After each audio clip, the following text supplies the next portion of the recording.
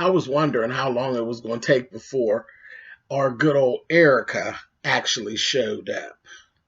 And she showed up. And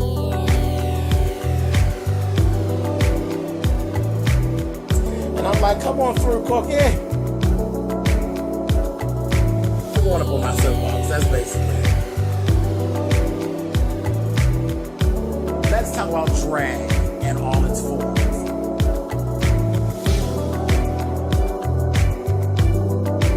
What, Cookie?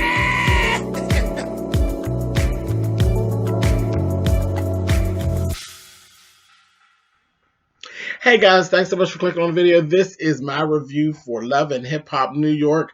This is season 10, episode 5. Like I said, the old Erica showed up. I've been sitting here. I'm like, she's doing a good job with this, whatever this is she got going on. You slipped up, sis, and your dirty slip started showing tonight. But that's okay. Anyway, we're going to get to it. Okay, Geneski, Rich Dollars, and Fresher. So the three of them actually got in one spot, and it was just flat out.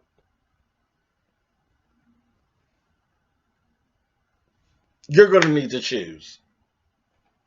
And Fresher is the one really kind of pushing it. Like, you know, every time I come around, all of a sudden Richie D is here, and I don't know what that's about. I don't like it. I kind of, I'm going to need something from you.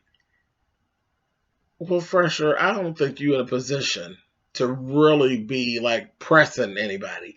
But Geneski read him down to the dirt and told him, you don't tell me shit. You tell your bitch. Shit, you don't tell me shit. I said, all right, girl. And I was glad because I don't like the position that he takes with her. I don't. He gives me snake oil salesman tease. He really does. It's always this about your body, and he's like trying to cookie cutter her into something, and she doesn't need that. She actually needs someone that sees her vision, and is willing to work with her, because I think she actually has something. And I just think that Fresher is just a goon in general. I just don't think he's a good person in general. And the more I'm seeing him, the less I like him. He really gives me greasy slime ball. And I just don't think anything about him is genuine. I don't. I seen him first. I thought he was talented. When we seen him, of course, we were open to him because he came in the door, to the program with Papoose. So that bought him some cred with us, and I'm like, okay, cool. Let's see what he's about. Everything I've seen since the scene with him and Pap, I haven't liked. And I'm going to take back some of what I said about Jen, because looking at this episode, some of her behavior, I kind of see where it comes from. I'm starting to kind of pick up on where some of her behavior comes from. Is it all real necessary? No, but I'm starting to see that he's a fraud, and I see where some of her frustration comes from. We're going to talk about that some more as we go through. Anyway, so that was that. Geneski wasn't here for her. Like I said, she told me, you go check old Big Jen. You don't come checking me about shit. I don't belong to you. Moving on. So we got Juju, Jonathan, and Sin all sit down together. And baby, they're on it. Feels as though Erica is conjuring. Okay? She's conjuring. She got her little pot going. And Tahiri, not totally innocent. I think Tahiri's open to whatever it is that Erica's cooking up. Baby, Sin is like, I'm going to do one better. I'm going to go talk to Joe. I'm going to let Joe know where I stand, and then we'll go from there. I'm not playing with these two whores. I was like, well, all right. I know that's right. So, moving on. Safari and Erica. Back to the whole Yandy thing and the whole Safari trying to play both ends against the middle. He tried to apologize. Erica is playing her role, And she's like, well, why are you smirking? So she, the apology didn't work. And then, she's crying every 2 seconds because she's supposed to be so emotional from this pregnancy. Some of it, okay, but a lot of it is Erica. It's Erica getting her way.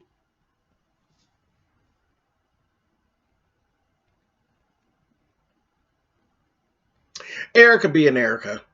Erica, she always got something going on.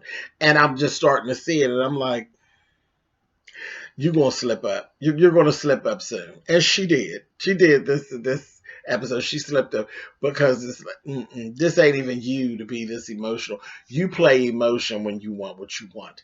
And all of this other stuff, it was starting to get on my nerves because it was like, this is so fake. This is so fake. Anyway, move on. Let's go talk about Remy and Papoose. Remy decides she's going to go to Miami to do some of her album. And she done made these plans, got it all in her head, how it's going to all work out. Nope. Papoose needs to do what he needs to do. So he got his thing going on, and it ain't the two things are clashing. He's telling her, well, go ahead and want to go to Miami. Leave baby here with me. She's like, no, I don't think so. You can't handle the baby. He's like, I can handle her just like you can. She's like, no, you really can't. So she ends up winning, of course. She takes the baby with her. Baby, she gets to Miami. She doing everything but recording. She in the booth with the baby. How you thought that was going to work? She over there in the booth with the baby on her hip. I was cracking up. I was like, Remy, sit down, girl. But she had a nanny with her and all that. Then her phone's ringing. I'm like, oh, girl, you doing everything but recording. But she had her nanny with her. She working it out. She's working it out. So that's their whole little thing. So Remy's doing her thing. Papa's doing his thing. Everybody happy. They got it all worked out. It's cool. Okay. All right. Get y'all something to drink, because here we go. Fresher and Jen. We go over to their house. She's ready to move out. I'm like, wait a minute. How did we get here from this little thing that happened with Jeniski? And that we got there because there's a background story, see. There's more stuff. And this is just a few days later. Okay? And I'm saying it wasn't even that deep. That you pack it and you try to move on. Then we found out, see, in the past, with his whole involvement with the music business, he has been going down this road to appear to be single. And their whole thing was to keep their marriage quiet and all of this. So this is where she's been being played second fiddle. And she's sick of this shit because it was supposed to subside, but it didn't. He's out here living this whole single life and the public eye. And he's actually married. And she feels slighted. And she should. And as we go forth, we're still listening. It seems as though he wasn't just playing single. He been actually really carrying on like he's single, okay? So Big Jen ain't just been whooping asses just to be whooping them.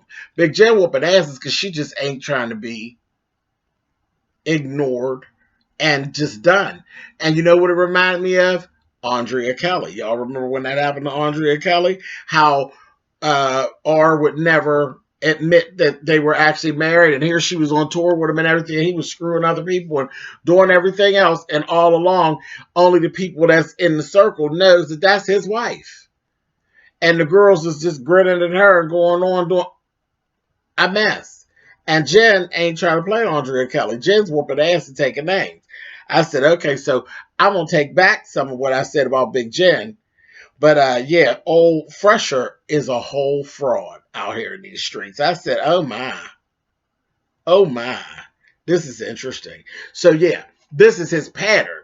Jeniski is actually like collateral damage. She's just getting swept up in the sweep up. Because this is what he does. Where her intentions aren't shady, but this is how he operates. And to put her, with an X on her back, messing with Big Jen. A mess. Anyway, then we see old Tahiri and that damn Safari. They go to the salsa class. That was a whole joke. They tried to Mona, I see what you're doing. You tried to give us our old silly safari chocolates. He tried to dance on them shoes and falling with that pretty shirt on and carrying on. I was like, Safari ain't got no butt. None. He just is flat in the back. I said, Safari. Okay. It was just funny. Just as big as he is, he just is down the back. I said, okay, Safari. I like it. It's cool. But it just was funny to me. I was like, no what? Anyhow, they do the salsa class. She tried to bring us the funny safari. The funny safari not there anymore. We got this new old boring corny safari. So it is what it is. Back in the day, the salsa thing would have been funny, but it just wasn't even funny coming from him anymore. It's just like this new safari is just boring. He just regular and boring. He not TV gold anymore. So that's that. Anyway. Tahiri tells him, you know what, you were wrong with how you handle things. And where the problem is, don't you ever have your woman, your wife, whoever your female counterpart is, you don't ever have her learn anything about you in the street. Because then it makes her look stupid. And I'm like, duh, that's dating 101. So I think he got an understanding of it. He ended up later on in the program, he wooed her, took her to a hotel, put down all these roses. Then he re-proposed to her and gave her this beautiful watch. And I was like, okay, boring Safari. And old slick ass Erica, she still was fussing. You know, she just always wants to be mad. She still fussed until I gave her the damn watch. I said, I'm starting to see her slip, but okay, whatever. Sin and Joe. Sin sits down, old fine Joe, honey. You know, that Joe was so cute to me. She's sitting there, he's sitting there looking stupid. He had the same stupid, that same stupid look, honey. I was like, ugh. I got so irritated and triggered, honey. I was like, oh. He's sitting there with that old dumb look like he don't understand. You understand and you know what's going on. Tahiri and the Erica thing. He know. And listen, sum it all up. Sin was like, I am not the one to play with. I was like, okay, we're going to see because they're going to try to play with you, Mom. So we're going to see. And he's like, well, I don't know. And I said, yeah, okay. She said what she had to say. Moving on. So then Rich Dollars and Jeniski get back together. They go and he takes her with him to see K-Slay up at Hot 97 and put her right on the spot. Boom. It tells her, here, I'm going to put a beat on. You need to spit me something. Baby, listen, Miss Jeniski delivered. You understand? She delivered and then Richie hit her with the, listen. I've been rolling with you. You asked me to do some stuff, I've done it. I've actually showed you my interest. It's not about me believing in you or anything like that. I'm delivering. I've delivered two things to you. I came to a showcase. I brought my people out to check you out, some talent scouts to check you out, introduce you to some business folks. Here I am now. I done brought you to the radio station with me. And she's like, yeah, because the one time I was here at Hot 97, I was just here with Fresher. And they made over him. He never even announced who she was. We didn't even meet her really that day. Because he was there with her. The day she was there with him, rather, the day that we met him, when he was with Papoose, she was with him that day. We weren't even introduced to her that day. So she said, I've made my choice. And she said she's going to go with Rich. And I'm like, strangely enough, I think it's the right choice, especially if we talk about these two. It's the right choice. So that was that. Last thing. Jonathan, Erica, and Sin. Jonathan bring Erica and Sin together to try to squash, because they're both friends of his, to try to squash it. Baby, this is when I tell you that Miss Erica showed her dirty slip, her whole dirty slip. Now, Miss, I'm so pregnant and I'm so emotional. She showed one emotion that whole meeting. nasty bitch. That's what she showed. Honey, and Sin was kind of like trying to talk to her. Like, okay, so what's really going on? Honey, and Erica's face was just stern and stone cold, given, well, I don't think about you. And I don't think about, thinking about my ex and all of this.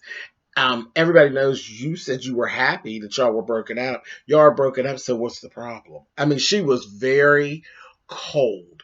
And Sin Sin had started crying a little bit, was telling her, it's really hard to actually see things like this. And she's like, and I thought you would understand, and know where I'm coming from, honey. She was giving her, listen, she's like, girl, I've seen those crocodile tears before. I don't think about you, honey. I don't think about nothing about what you're thinking about this or any of that. They have attraction with each other, and that's what I see. It's not none of my problem. I was like, oh, Erica, Erica.